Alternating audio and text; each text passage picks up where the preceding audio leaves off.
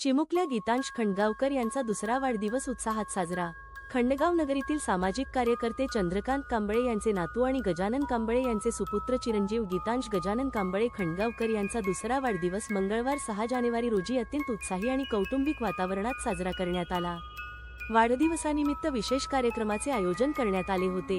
यावेळी गजानन कांबळे आणि सौ चैतन्य गजानन कांबळे यांनी आपल्या लाडक्या लेकाचा वाढदिवस आप्तेष्ट आणि मित्रपरिवाराच्या उपस्थितीत केक कापून साजरा केला।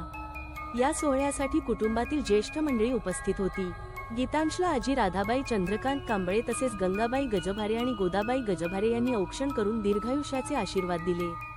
तसेच आत्या छाया वाघमारे आणि मनीषा वाघमारे यांनीही लाडक्या भाच्याला शुभेच्छांचा वर्षाव केला।